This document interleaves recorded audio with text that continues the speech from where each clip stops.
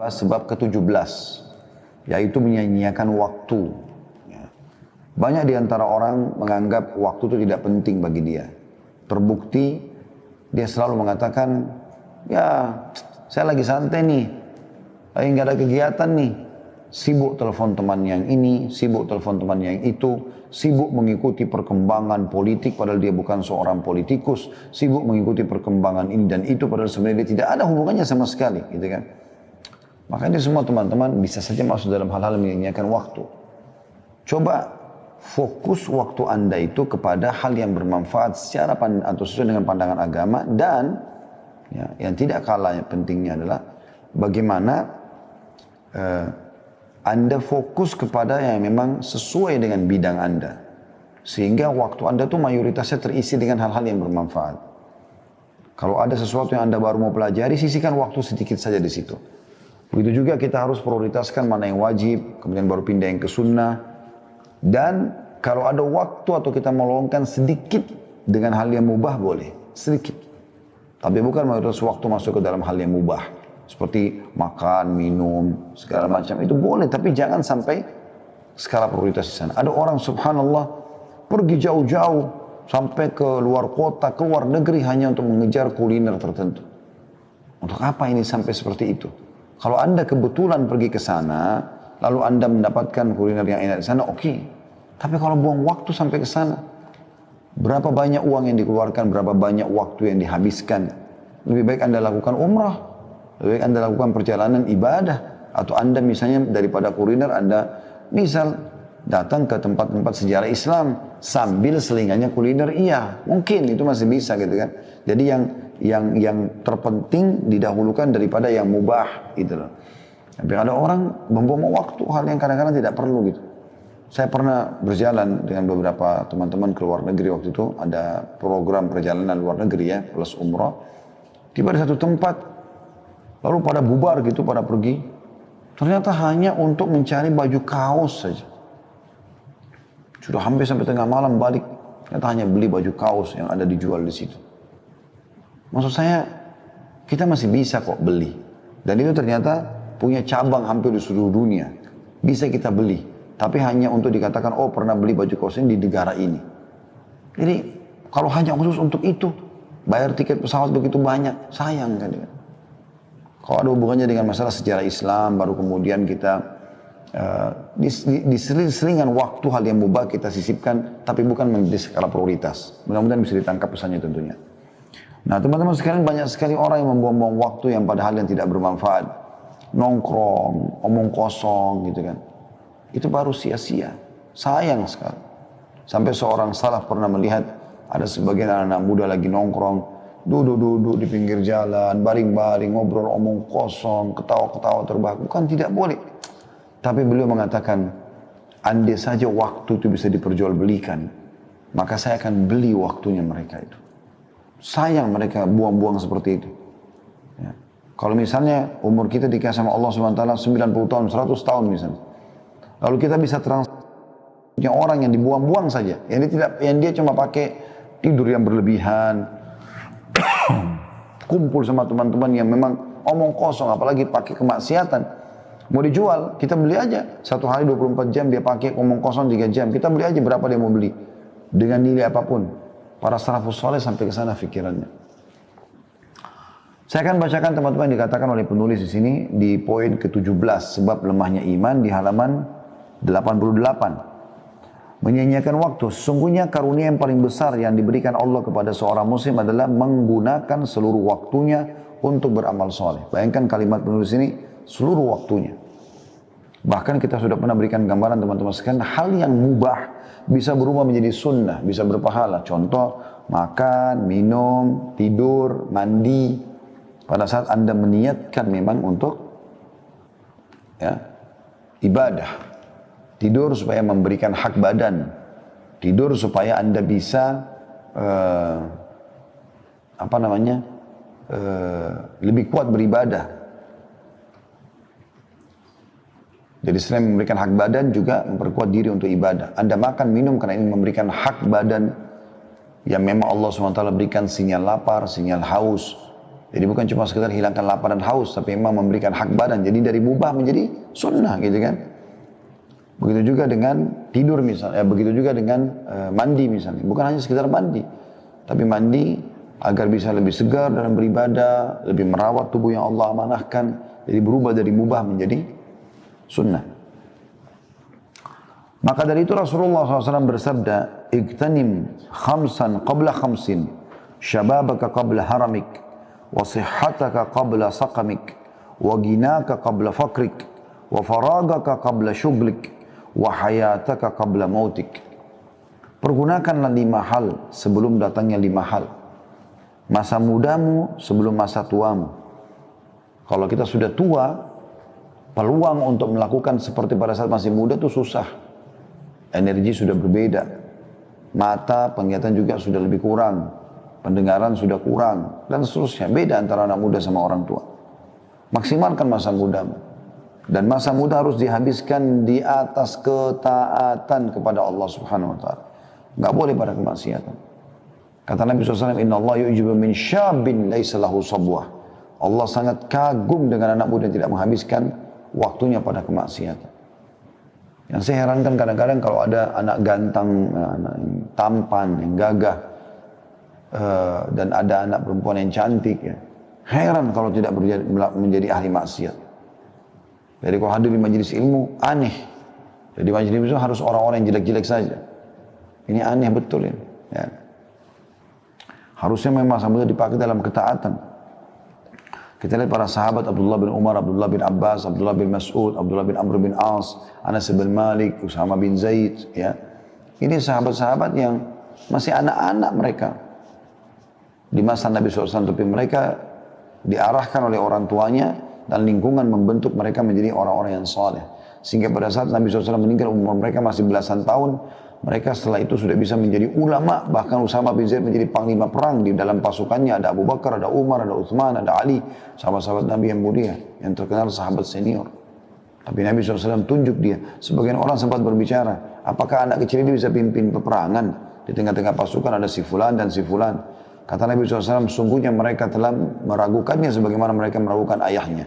Tapi ketahuilah dia orang yang ahli di bidangnya. 17 tahun umur Usama bin Zaid pada saat itu. Gitu kan? Makanya Iyas Al-Muzani, seorang tabi'in yang masyhur dengan kecerdasannya. Subhanallah, saking cerdas dari kecil belajar agama terus sampai argumennya kuat sekali. Satu waktu pernah khalifah datang ke wilayahnya mereka di Irak. Kemudian dia pun termasuk datang jalan mau menemui khalifah. Umurnya masih 17 tahun waktu itu. Di kiri kanannya ada 2 ulamanya Irak. Sebelah kanan 2, sebelah kiri 2. Maka khalifah mengatakan, "Aku belum pernah lihat pemandangan seburuk hari ini. Bagaimana bisa anak muda itu didampingi dengan 4 orang syekh, 4 orang yang sudah tua dan berilmu di kiri kanannya. Seakan-akan ini pemimpinnya gitu." Maka khalifah bertanya, "Hai anak muda," bertanya kepada Iyas Al-Muzani rahimahullah, "berapa umurmu?" Maka dia menjawab dengan ilmu. Dia mengatakan, "Umurku wahai Amir Mu'minin sama dengan umurnya Usama bin Zaid." Ya, Usama bin Zaid sahabat Nabi tadi yang jadi panglima perang di zaman akhir hidup Nabi SAW, umurnya 17 tahun. Pada saat dia memimpin pasukan ditunjuk oleh Rasulullah SAW, dan di dalam pasukan ada Abu Bakar, ada Umar, ada Uthman, ada Ali. Maka akhirnya khalifah sadar ternyata anak ini bukan anak sembarangan. Anak muda, masa muda itu dipakai dalam kebaikan, ketaatan. Kalau kita pernah lost teman-teman sekalian di masa muda kita habis dalam kemaksiatan atau hal yang tidak berguna, jangan wariskan keburukan itu kepada anak-anak. Bentuk mereka menjadi generasi Rabbani, generasi yang kita jadikan sebagai penutup kesalahan kita di masa lalu. Supaya apa yang gagal kita di masa lalu, kita tidak boleh lagi menjerumuskan mereka pada kegagalan yang sama. Dan ada orang mewariskan masa buruknya, dia hamil di luar nikah, dan dia juga suruh anaknya, "Gak apa-apa kok ibu juga dulu begitu. Gak apa-apa Syarana, ayah juga dulu begitu." Jadi dia biarkan anaknya sama dengan dia, na'udzubillah. Yang kedua, masa sehatmu sebelum sakitmu. Selama Anda masih sehat, jaga teman-teman sekalian. Pakai dalam ketaatan. Nah kalau sudah sakit, susah. Udah nggak bisa buat apa-apa. Ada pengusaha terkenal dari Jepang, baru memimpin meeting dengan proyek jutaan dolar, dan terkenal orangnya sangat sukses, menjadi buah bibir di tengah-tengah orang. Malam hari dia tidur, tiba-tiba stroke. Besok pagi dia sudah lupa semuanya ilmunya. Perusahaannya tinggal hanya membiayai dia sampai dia meninggal. Gitu kan? Orang tidak tahu kapan terjadi masa itu kepada dia. Jadi gunakan masa sehatmu sebelum sakitmu. Kesempatan emas. Kemudian yang ketiga, kayamu sebelum miskinmu. Mumpung kaya, sedekah. Kalau sudah miskin, sudah susah nanti. Mumpung kaya, umrohlah, hajilah. Bersedekahlah. Itu yang ketiga. Yang keempat, waktu luangmu sebelum sibukmu. Jadi kalau pas ada waktu kosong, pakai dengan hal yang baik, hal yang positif. Kalau hal yang mubah masih boleh, tapi kalau sudah masuk kepada hal yang haram, jangan. Tapi kesempatan emas, mumpung lowong, pakai untuk hal-hal yang bermanfaat. Dan yang terakhir, yang kelima adalah hidupmu sebelum matimu. Orang kalau sudah mati terputus amalnya, kecuali sebagian kecil. Mungkin bisa terjadi, ya, kalau dia sudah mempersiapkan amal jariah misalnya buat dia, dan seterusnya. Ya. Jadi ada seseorang di Yaman, kaya raya, miliarder. Dia orang yang baik sebenarnya. Tapi dia selama ini selalu sibuk mengembangkan usahanya terus. Satu waktu, ini yang membuat dia sadar, sampai diangkat kisahnya itu kisah tentang 2 kilo atau sekilo anggur. Penyebab dia sadar. Dia lewat, waktu dia mau ke rumahnya, ada orang yang baru petik anggur dari pohonnya, dijual di pinggir jalan. Dia lihat, buah ini ranum, kelihatannya segar sekali, dia beli. Sekilo atau 2 kilo kalau saya salah ingat sekitar begitu. Dengan niat dia ingin bawa ke rumahnya, supaya nanti di rumahnya bisa makan sama anak dan istrinya. Begitu tiba di rumah, dia bilang sama anaknya sama istrinya, ini nanti sebentar habis sholat duhur kita makan sama-sama. Persiapkan aja, dikasihlah kepada mereka. Kemudian dia pun duduk lalu sholat duhur di masjid. Subhanallah, begitu dia pulang dari sholat duhur, sudah dihidangkan makan siang, dia tanya, mana anggur tadi yang saya beli? Kata mereka, sudah habis kami makan tadi. Kata istrinya, anak-anak berebut tadi jadi habis. Tiba-tiba dia terenyuh gitu. Dia berpikir, apa yang sedang terjadi? Sebenarnya orang ini mampu membeli seluruh kebun kurma, seluruh kebun anggur itu. Karena dia orang kaya raya, mampu dia beli, bukan cuma sekilo 2 kilo. Tapi mungkin pada saat itu, memang dia beli untuk sama-sama dinikmati. Kenapa dia nggak dilibatkan? Dia langsung berdiri, dia nggak makan siang, dia keluarkan hampir seluruh uang perusahaannya, dibangunkan masjid, bangun berapa masjid, bangun rumah anak yatim, proyek-proyek sosial, semua dia sibuk dengan itu. Orang-orang tiba-tiba heran melihat karena dia tidak pernah lakukan itu. Setelah selesai proyek itu ada yang bertanya, kenapa Anda tiba-tiba melakukan semua ini? Dia bilang, gara-gara sekilo atau 2 kilo anggur. Dia ceritakan. Saya beli, saya bawa ke rumah. Ternyata saya mau makan sama-sama. Mereka tidak memperdulikan keinginan saya itu. Padahal cuma sekilo anggur atau 2 kilo anggur. Mereka makan sendiri. Maka bagaimana saya bisa harapkan mereka pada saat saya sudah meninggal, mereka akan membangun masjid buat saya, mereka akan berbuat amal saleh buat saya. Anggur saja mereka tidak mau sisain buat saya. Ini kan banyak terjadi begitu. Suami bawa makanan ke rumah, pulang pengen makan sudah nggak ada. Anak-anak sama istri sudah makan habiskan. Nggak ditinggalin buat suaminya. Nggak dilatih anak-anak biasa berbagi dengan ayahnya. Padahal dia yang kerja setengah mati. Subhanallah, seperti itulah. Jadi maksimalkan masa hidup sebelum matimu. Karena kalau sudah mati kita belum tentu bisa berbuat. Apalagi kita berharap ahli waris kita melakukan, belum tentu. Belum tentu semua itu. Kalaupun dia lakukan, berapa banyak yang dia lakukan dari kebaikan. Pasti dia juga akan penuhi kebutuhannya. Selanjutnya kata penulis, dan karena sangat urgennya waktu, maka Allah SWT telah bersumpah demi waktu dalam kitab suci, dalam surah Al-Fajr ayat 1 sampai ayat 2, A'udzubillahi minasyaitonirrajim, wal fajri walayalin ashr, demi fajar, waktu, dari mulai pagi hari dan 10 malam. Walaupun ayat ini berbicara tentang 10 awal pertama atau 10 hari pertama bulan Zulhijjah ya. Juga yang sangat masyhur tentang surah Ad-Duha ayat 1 sampai ayat 2. A'udzu billahi minasyaitonir rajim wad-duha wal-laili idza saja. Dan demi waktu matahari sepenggalan naik dan demi malam apabila telah sunyi. Dua-duanya harus kalian maksimalkan. Dan yang masyhur surah Al-Asr. A'udzu billahi minasyaitonir rajim wal-'asr. Innal insana lafi khusr. Demi waktu yang kalian lalui di dunia. Banyak manusia dalam kerugian. Illa alladziina aamanu wa 'amilus shalihat, kecuali orang yang sibuk dengan beriman dan beramal saleh. Wa tawassaw bil haqqi wa tawassaw bis sabr. Saling memberikan wasiatlah untuk kebaikan dan saling memberikan wasiatlah untuk kesabaran. An-Naisaburi dalam kitab tafsirnya yang berjudul Gharaibul Quran tentang hikmah sumpah Allah dengan waktu, ia berkata, tidak ada suatu apapun yang lebih berharga daripada waktu. Pengkhususan Allah dengan waktu itu merupakan petunjuk bagi bahwa manusia cenderung melakukan hal-hal yang tidak baik dalam hidupnya, serta menyalahkan waktu itu. Ia menyalahkan waktu jika ia mengalami penderitaan dan kerugian. Jadi Allah bersumpah dengan waktu adalah menunjukkan kemudian waktu itu. Dan sungguhnya penderitaan dan kerugian yang selalu menyertai manusia adalah karena aib yang ada di dalam dirinya, bukan pada waktu. Makanya Nabi SAW juga bersabda, Allah SWT berfirman hadis qudsi ya, La tasubud dahar fa innid dahar. Jangan kalian pernah mencaci maki waktu. Karena aku adalah pencipta waktu itu.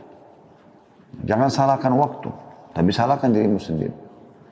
Kita lah yang banyak membuang waktu. Subhanallah, kadang-kadang mungkin teman-teman tidak asing kalau lagi tonton cuplikan. Saya kadang-kadang kalau lagi buka YouTube gitu kan, ada cuplikan lewat iklan 5 detik. Saya kadang-kadang merenungi 5 detik itu. 1, 2, 3, 4, 5. Orang bisa buat iklan 5 detik. Dan Anda sudah bisa faham dalam 5 detik iklan apa yang sedang disampaikan. Itu kan luar biasa itu. Ya. Saya pernah melihat ada yang sampai 30 detik. Kalau kita hitung 30 detik itu setengah menit ya. 1 menit kan 60 detik ya. 30 detik. Itu lama rasanya kita nunggu untuk melanjutkan cuplikan yang akan kita lihat setelahnya. Itu saya ambil pikiran, saya ambil sebuah poin. Oh subhanallah. Berarti waktu itu mahal sekali ya. Artinya hitungan detik yang banyak kita buang itu ternyata memang mahal itu. Dan itu sudah sangat tinggi gitu. Syaitan kadang-kadang mempermainkan cara kita melihat waktu ini teman-teman sekalian. Contoh misal, kita kalau masuk ke restoran, atau kita masuk ke masjid dulu lah. Kita masuk ke masjid mau sholat misalnya. Perhatikan kadang-kadang masjid itu meletakkan durasi antara azan dan iqamah 3 sampai 5 menit. Itu 5 menit sudah dianggap lama. Paling sampai 10 menit itu berarti luar biasa, ideal. Tapi umumnya orang kasih 5 menit. Yang digital biasa ya, 5 menit. 5 menit itu teman-teman kalau menunggu iqamah sholat, lamanya rasanya. Syaitan mempermainkan itu buat kita. Lama, padahal situ kita bisa kita rasa lama. Padahal sebenarnya itu waktu yang sangat mahal. Disitulah saat kita berdoa karena waktu mustajab. Allah terima apa saja hajat anda selama tidak minta yang haram. Selama ikhlas karena Allah. Di hari 5 kali kita punya kesempatan. Subuh, duhur, asar, maghrib, isya. Mustajab doa. Kita bisa sholat qobliyah. Ini luar biasa sebenarnya. Tapi kita rasa lama, berharap kadang-kadang buru-buru, baru 2 menit sudah langsung iqamah. Karena buru-buru mau menyelesaikan sholatnya. Tapi kalau kita masuk ke restoran, nunggu, pesan menu kesukaan, tapi ini maaf Pak, atau Bu, masih lama sekitar 15 menit. Oh nggak apa-apa. Nggak apa-apa, 15 menit pun nggak apa-apa. Jadi pendek. Pada saat mau makan, pada saat mau apa, ada bahkan orang naudzubillah pacaran membawa waktu biar sampai berjam-jam, nggak masalah. Dianggap nggak masalah. Tapi kalau dulu sama pasangannya, jenuh. Ya. Atau pasangan halal ya maksud saya. Jadi di sini ditekankan, sebenarnya yang aib itu adalah pada diri seseorang, bukan waktu. Karena waktu tidak pernah ada aibnya.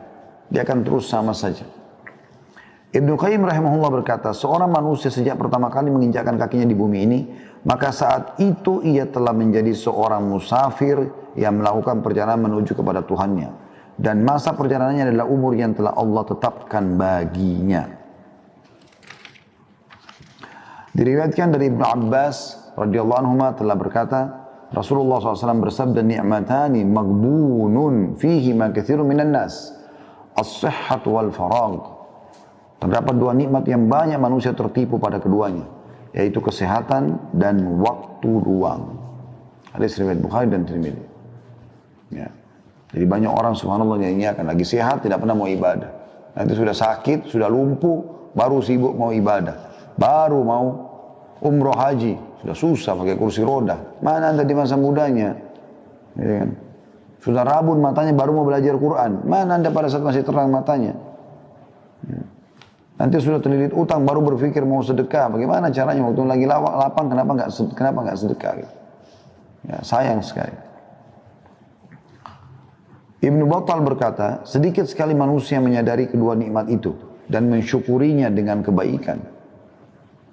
Ya, nikmat sehat dan waktu luang ini adalah nikmat yang besar. Dan cara untuk mensyukuri nikmat itu adalah memaksimalkan keduanya. Maksimalkan kesehatan di atas ketaatan, maksimalkan waktu luang di dalam ketaatan. Waktu adalah umur manusia dan kehidupannya. Hari yang berlalu makin mendekatkannya kepada kehidupan akhirat. Dan hari-hari itu ibarat sebuah gudang. Lalu apa yang disimpan di dalamnya? Kata Hasan Basri rahimahullah, hai manusia, hai anak Adam, kau hanya adalah potongan waktu. Potongan waktu. Potongan hari. Kalau sudah lewat satu hari dari hidupmu, maka ada yang hilang dari bagian tubuhmu. Yahya bin Mu'adz Ar-Razi berkata, membuang waktu lebih buruk dari kematian. Sekali lagi, Yahya bin Mu'adz Ar-Razi berkata rahimahullah, membuang waktu lebih buruk daripada kematian. Sebab membuang waktu berarti menghentikan kebenaran, sedangkan kematian berarti perpisahan dengan manusia. Seorang pria berkata kepada Daud At-Ta'i, nasihati aku. Maka kedua matanya berlinang air mata dan berkata, wahai saudaraku, sesungguhnya siang dan malam adalah fase-fase yang dilewati oleh manusia satu persatu. Hingga semua itu berakhir sampai pada akhir perjalanan mereka. Maka jika engkau mampu untuk menyiapkan bekal setiap hari, maka bagi dirimu untuk menghadapi kematian, maka lakukanlah. Karena sungguhnya perjalanan itu akan berakhir dengan cepat, atau bahkan lebih cepat dari apa yang engkau duga. Maka hendaknya engkau membekali dirimu dan lakukanlah sesuatu yang pernah engkau lakukan untuk bekal itu. Dan sungguhnya aku akan mengatakan kepadamu semua, sedang aku tidak mempunyai seseorang yang lebih mengabaikan waktu daripada aku sendiri. Karena kan kemudian beliau bangkit dan pergi meninggalkannya. Ya. Jadi orang-orang yang banyak memahami tentang masalah pentingnya waktu ini, betul-betul mereka berhati-hati sekali. Setiap detik dalam hidupnya, setiap menit, setiap jam, setiap fase waktu pagi, siang, sore, malam adalah sesuatu yang berharga bagi dia. Dia tidak akan sia-siakan. Dia cuma selalu bertanya kebaikan apa setelah kebaikan apa. Jadi selalu kebaikan kepada kebaikan yang lain. Terus saja begitu. Kata beliau, semoga Allah memberikan rahmatnya kepada para salaf atau pendahulu kita. Mereka benar-benar mengetahui akan pentingnya waktu dan mereka benar-benar telah memeliharanya dengan sebaik-baiknya. Hingga mereka tidak pernah membuang waktu walaupun sesaat. Dan alangkah celakanya kita, walau kita berlalu dengan sia-sia tanpa faedah. Atau waktu kita berlalu sia-sia tanpa faedah. Kematian selalu datang menimpa orang-orang yang berada di sekitar kita secara tiba-tiba. Akan tapi semua itu tidak menjadi pelajaran dan peringatan bagi kita. Bahkan yang terjadi adalah penyanyian terhadap waktu dan sikap selalu tanda kutip menunda-nunda dan terus menunda. Celakalah, kemudian aduhai, betapa waktu-waktu berlalu dan tidak akan pernah kembali. Lalu apa yang telah kita simpan di dalamnya dan bagaimana kita telah menyanyiakannya. Pernah Hasan Basri rahimahullah jalan dengan seorang anak muda, ngantar jenazah. Pas lagi antar jenazah, karena dia seorang ulama, orang perhatikan apa yang dia lakukan. Dia sambil berzikir, subhanallah, alhamdulillah, la ilaha illallah, Allah akbar, terus berzikir. Tapi hanya dia sendiri yang mengucapkan. Rupanya ada satu anak muda perhatikan itu. Dia bertanya, wahai imam, kalau imam itu kayak kita kiai, kenapa anda berzikir lagi antar jenazah? Maksudnya, apakah ini ada perintahnya, gitu kan? Bisa nggak jelaskan ke saya? Tapi dia mengatakan, kenapa anda berzikir? Kata Hasan Basri rahimahullah, diamlah wahai anak muda dan berzikirlah. Karena yang sedang kita antar ini sudah tidak bisa berzikir. Bayangkan, mereka ambil pelajaran dari jenazah itu yang sedang diantar. Tiba-tiba Hasan Basri berpikir, sekarang sudah mati, nggak bisa lagi berzikir. Andai dia dikasih kesempatan hidup, dia akan berzikir. Maka sekarang kita mumpung hidup berzikir loh. Seperti itu. Allah berfirman tentang bagaimana penyesalan orang yang menyia-nyiakan waktunya. Nanti pada hari kiamat mereka menyesal. Dalam surah Az-Zumar ayat 56 yang bunyinya A'udzubillahi minasyaitonirrajim. Antakula nafsun ya hasrata ala ma farrattu fi jambillahi wa in kuntu laminas sakhirin. Supaya jangan ada orang yang mengatakan amat besar penyesalanku atas kelalaianku dalam menunaikan kewajiban terhadap Allah. Sedangkan aku sesungguhnya termasuk orang-orang yang memperolok-olok agama Allah. Maksudnya menyesal kenapa dulu waktunya disia-siakan pada hal yang tidak bermanfaat. Makanya Ikrimah bin Abi Jahal radhiyallahu anhu, walaupun dia dulu benci sekali Islam bersama ayahnya Abu Jahal, tapi ayahnya meninggal dalam keadaan kufur. Dianya meninggal dalam keadaan Islam tentunya. Bahkan mati syahid radhiyallahu anhu. Setelah masuk Islam, dia baru menyadari. Setiap dia pegang Al-Quran, dia baca, sambil nangis dia mengatakan, ini perkataan Tuhanku yang aku sia-siakan selama ini. Ini perkataan Tuhanku yang aku sia-siakan selama ini. Sambil dia baca Al-Quran itu. Kata penulis, dan problem yang berakar di dalam dunia kebangkitan Islam adalah masalah waktu. Sangat banyak waktu terabaikan. Betapa banyak hari berlalu tanpa arti. Seseorang di antara mereka hidup selebor tidak terarah, penuh dengan kebimbangan, tidak ada pedoman. Sudah tentu yang demikian akan menghasilkan kerugian besar bagi dirinya. Ibnul Jauzi berkata, aku melihat kebanyakan manusia umumnya melewati waktu mereka dengan cara yang aneh. Jika rata malam, maka mereka menghabiskan waktu untuk obrolan kosong yang tidak berguna. Atau membaca buku komik dan cerita murahan. Sedangkan jika datang waktu siang, maka mereka tidur atau menghabiskan waktunya atau duduk-duduk di pasar saja. Semoga Allah memberikan rahmatnya kepadamu wahai Ibnul Jauzi yang telah menasihati tadi kita. Karena demi Allah kata penulis, seakan-akan engkau menggambarkan keadaan kami saat ini dengan ucapanmu itu. Seakan-akan engkau hidup di tengah-tengah kami dan engkau melihat keadaan kami. Benar-benar satu orang bernilai 1000 dan 1000 bernilai seterumpa. Saya sangat prihatin terhadap sikap sebagian orang konsisten atau yang istiqomah, yaitu mereka yang telah menyia-nyiakan waktunya hingga hilangnya umur mereka. Berkumpul-kumpul hampir rutin setiap hari.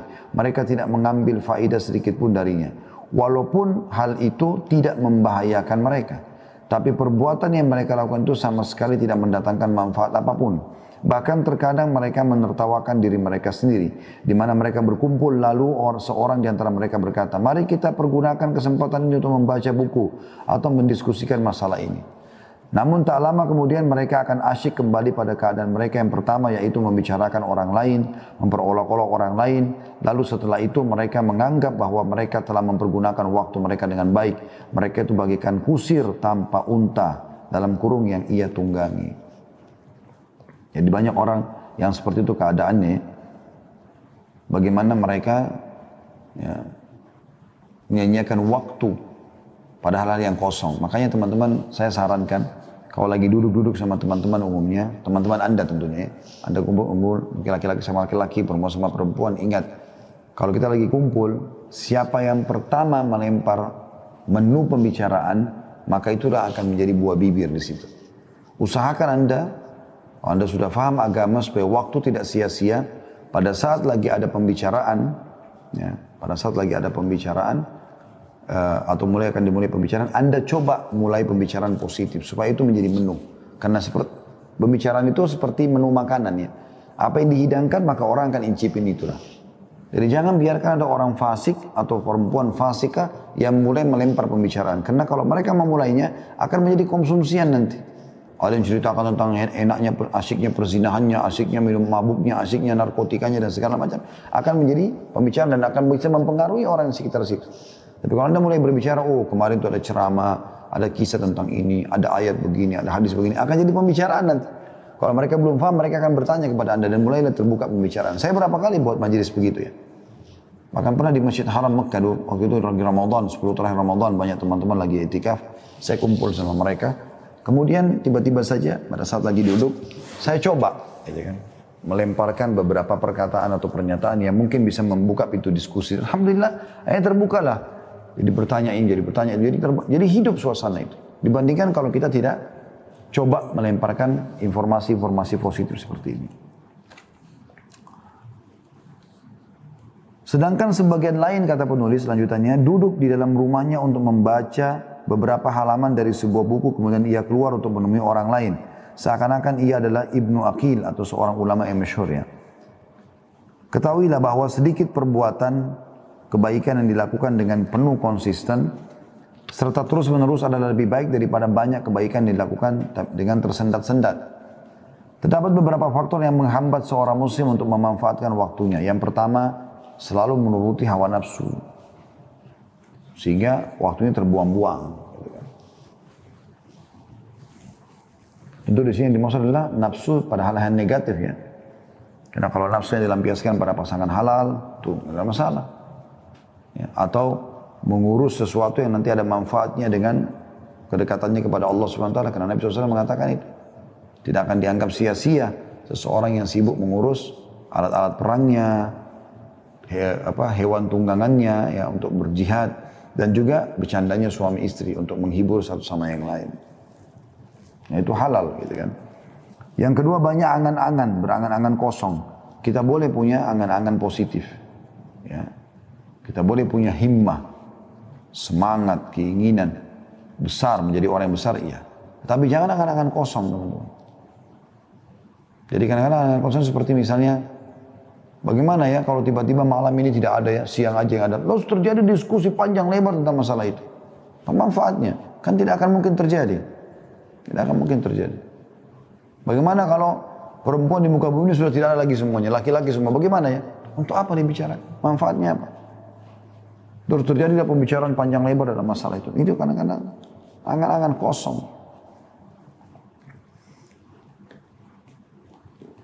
Kemudian yang ketiga, hati yang hampa. Hati yang hampa ini maksudnya adalah hati yang kosong dari ilmu, dari iman, ya. Isinya hanya duniawi saja. Tiga hal ini yang beliau sebutkan lalu mengatakan, dan terdapat beberapa faktor yang dapat membantu seorang untuk memanfaatkan waktunya, antara lain mengetahui pentingnya waktu, kayak kita bahas sekarang ini. Yang kedua, bersikap zuhud terhadap kehidupan duniawi, selalu menyadari dan menanamkan dalam dirinya ada kehidupan akhirat, dunia hanya kita lewati. Sehebat apapun Anda jaga kesehatan, setampan dan secantik apapun paras wajah Anda, ya, setinggi apapun titel pendidikan, sebanyak apapun harta Anda kumpulkan, Anda akan mati. Kita semua calon mayit, dibungkus kain kafan, semua akan ditinggalkan. Dan hanya jadi kenangan, oh itu sepatunya dia, oh itu bajunya dia, oh itu rumahnya dia, oh itu istrinya dia, oh itu suaminya dia, itu anaknya dia. Dan Anda hanya dikenang beberapa hari. Saya pernah kasih contoh rasional itu ya. Kalau kita telusuri ke atas kita, ayah mungkin kita masih kenal. Kakek mungkin sebagian kita masih kenal, sebagian bukan semua. Ayahnya kakek, saya yakin kita sudah tidak kenal. Mungkin kita tidak tahu dia nikah sama siapa, pun kita tidak tahu berapa anaknya. Jarang orang tahu. Apalagi kalau kita sudah bicara kakeknya kakek. Lebih jauh lagi.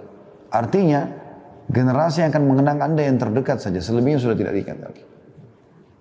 Makanya ada pepatah mengatakan, sesungguhnya manusia itu mati dan tidak mati tulisannya.